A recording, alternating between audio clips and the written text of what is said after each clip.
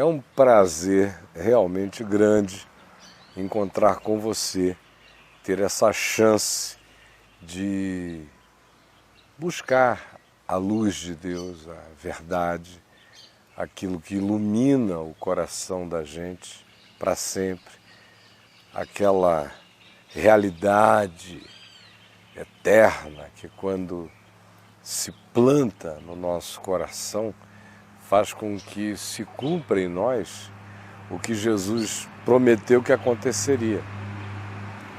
Porque ele disse: aquele que crer em mim, do seu interior fluirão rios de água viva. Essa é a promessa, e diz que isso acontece quando a gente crê nele. Aí você simplesmente pensa e diz o seguinte: mas eu nasci acreditando que nosso Senhor Jesus Cristo, Filho da Virgem Maria, é também o Filho de Deus, que ele foi concebido por obra e graça do Espírito Santo. Isso eu creio. Creio que ele morreu na cruz pelos nossos pecados. Creio que ele ressuscitou no terceiro dia. Eu creio que ele foi assunto aos céus e está à direita de Deus o Pai Todo-Poderoso, intercedendo por nós, de onde também um dia ele há de vir para julgar os vivos e os mortos. Você diz isso e diz: eu acredito.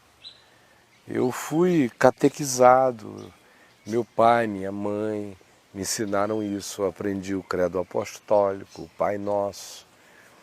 Eu fui batizado na infância, ou eu fui dedicado na infância, ou eu fui crismado numa determinada época, ou eu fiz profissão de fé, ou primeira comunhão, ou fui batizado na adolescência, quando eu fiquei um pouquinho mais inteirado das coisas, e papai e mamãe recomendaram. Tudo isso aconteceu e eu creio. No entanto, não tem nenhum tipo de manancial de água viva brotando de dentro de mim. Não tem. Não tem água jorrando de lugar nenhum.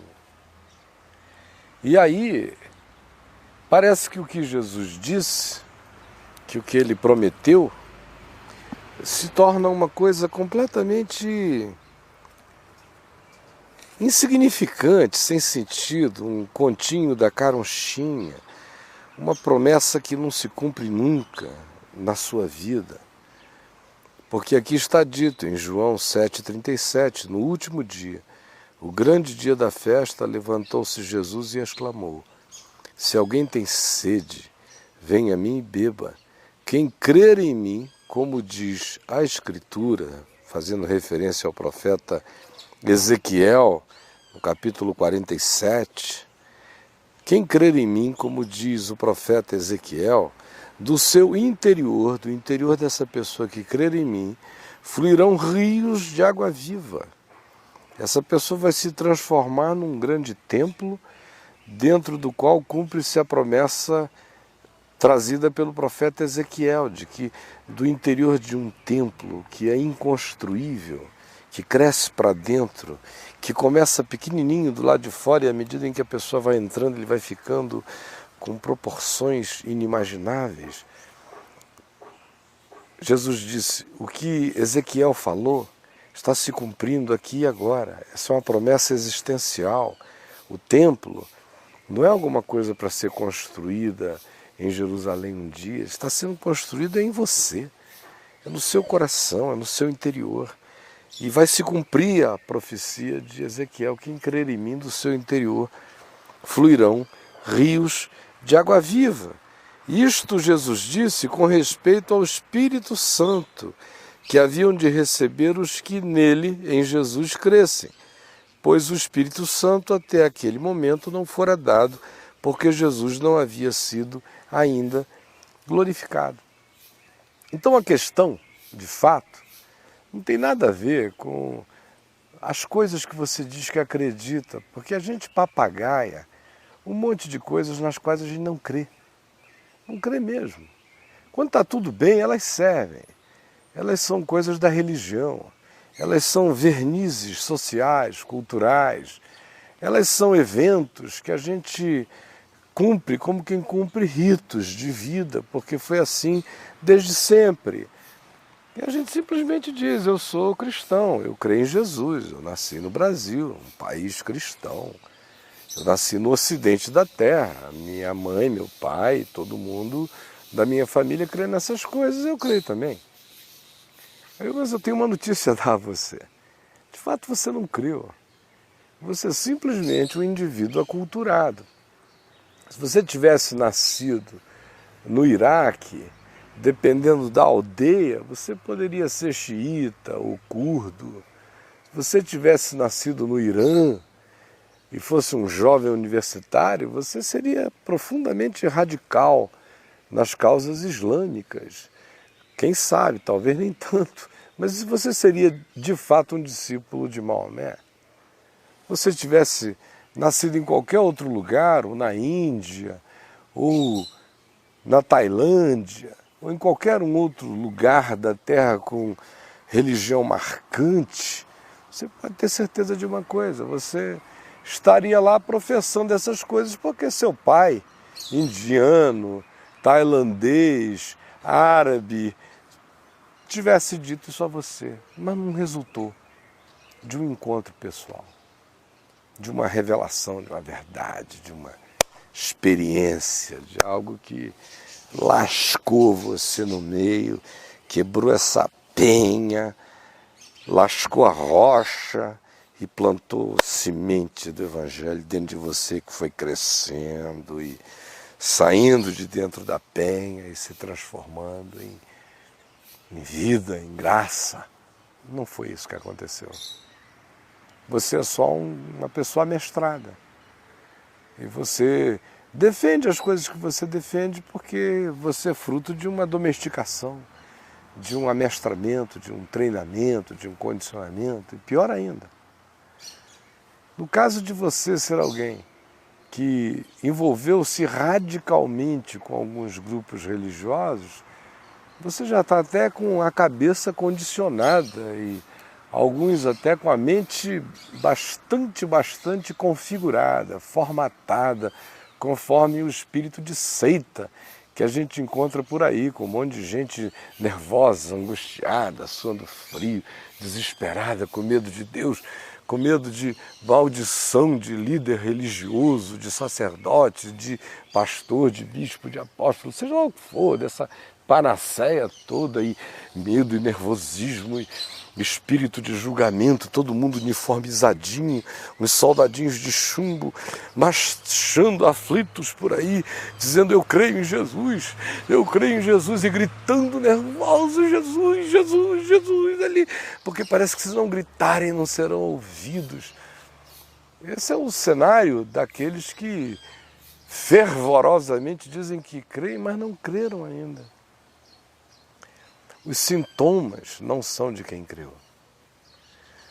De fato, os sintomas são de quem não creu. É de gente que está fazendo força para acreditar. E não vai nunca conseguir realizar esse acreditar como benefício pessoal, porque o modo como eles são ensinados é o modo da fé descrente, porque não há segurança. Não é uma fé que se baseia no amor de Deus pela pessoa. É uma fé que supostamente se baseia no amor da pessoa por Deus. Pelo amor de Deus. Se a minha relação com Deus fosse basear no meu amor por Deus, acredite em mim, sem sombra de dúvidas. Eu estou lascado, não há esperança para mim. Eu não iniciei nada nisso, eu nunca amei Deus. Eu não acordei da infância e abri os olhos e tive uma revelação. Deus, te descobri, te amo. Que nada, eu não queria saber de Deus como ninguém quer. Não buscava Deus como ninguém busca. Não estava nem aí para Deus como ninguém de fato está aí para Deus. E Ele é que me amou primeiro. Ele é que se revelou a mim. Ele é que se deu a conhecer, Ele é que produziu a trama, Ele é que criou a circunstância, Ele é que amoleceu meu coração empedernido, endurecido, Ele é que jogou a semente, Ele é que regou com graça, Ele é que usa os elementos catastróficos da minha existência, a maioria deles produzidos pelos meus próprios atos e desatinos, recolhe esses cacos e transforma isso num outro produto que acaba cooperando para o meu bem no dia que eu vier a amar a Deus. Chegando, porém, a Ele, sempre em desesperança. Esperança? Esperança é Ele que planta no meu coração. Arrependimento? Você está achando que arrependimento é uma virtude sua? Só gente muito boa arrepender-se-ia. E esse tipo de gente com capacidade de se arrepender não existe na Terra. Porque arrependimento é uma das maiores virtudes. Essa capacidade de mudar a mente, metanoia, de mudar tudo, de rever todos os valores, zerar a conta e querer fazer certo e partir para dentro, sem medo e sem susto, para fazer o que é bom. A maioria das pessoas não tem essa coragem, isso é bom demais, está para além dos homens. Então preste atenção.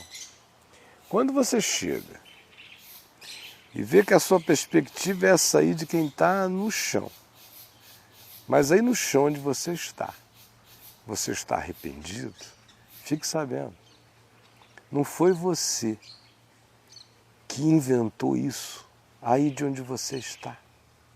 Foi a graça de Deus que chegou aí sobre você e derramou essa bondade, de modo que até o arrependimento é uma graça de Deus concedida a mim.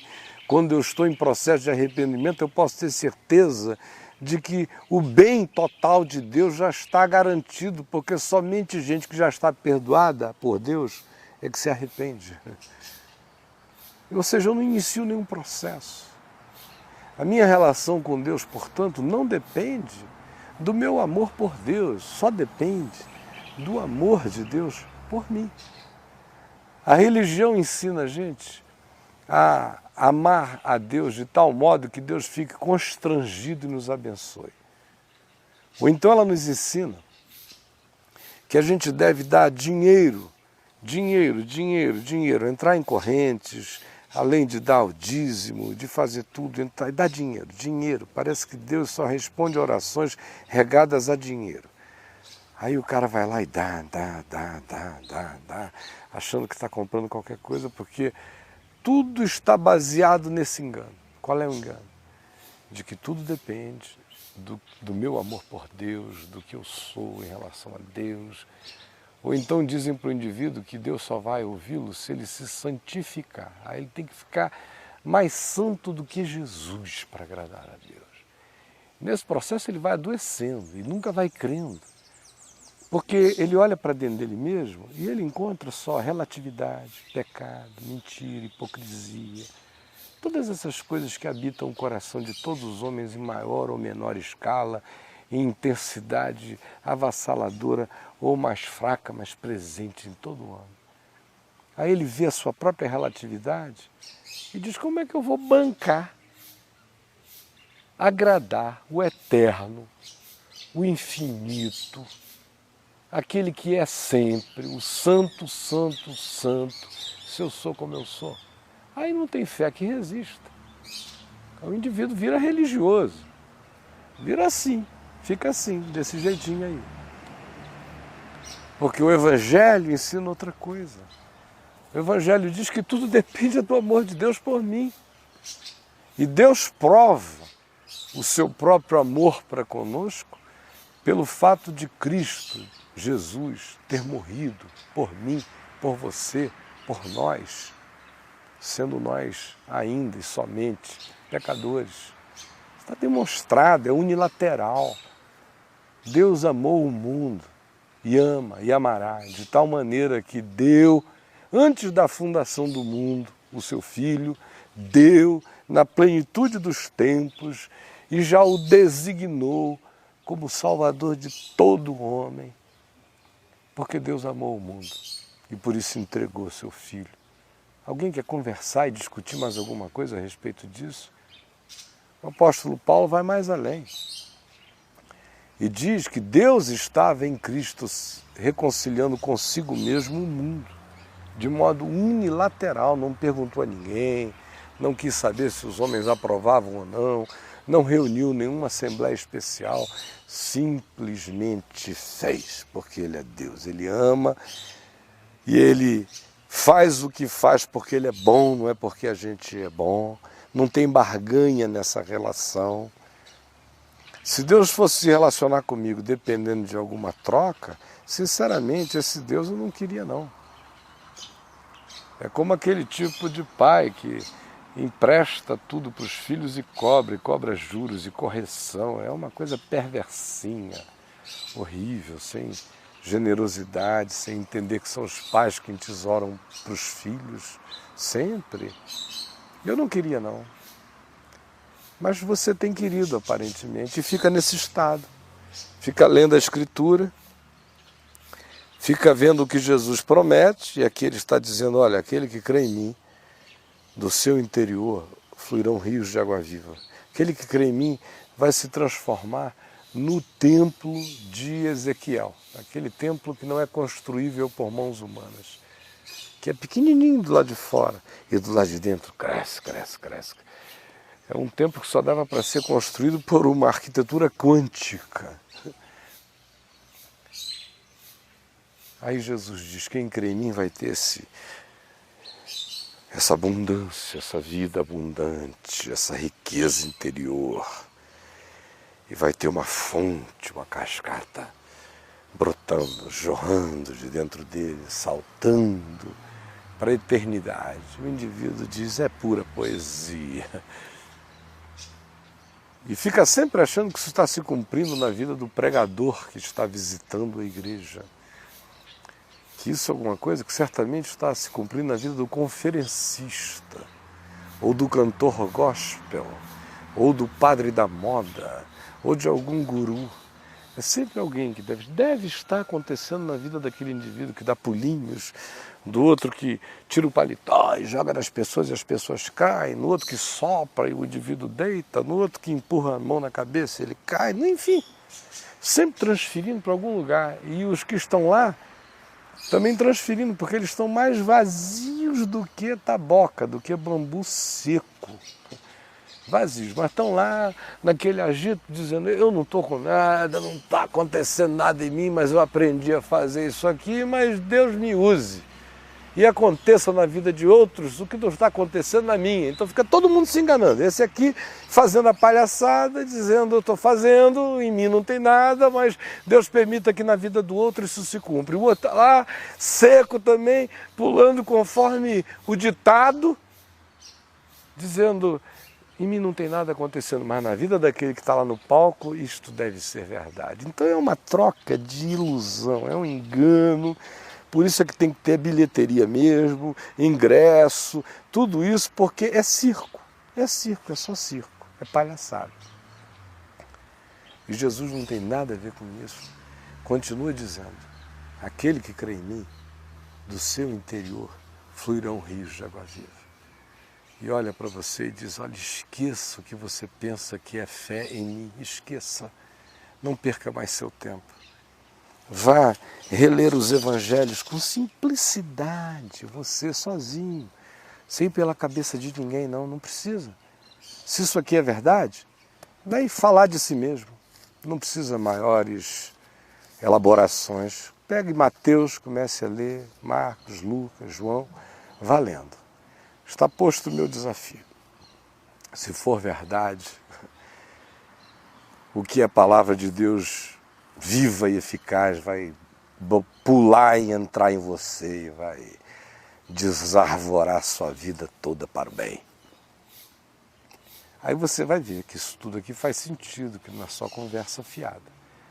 Mas enquanto isso for apenas uma herança cultural, religiosa, familiar, de credo, de catequese, de todas essas coisinhas, desse presépio, então não se iluda.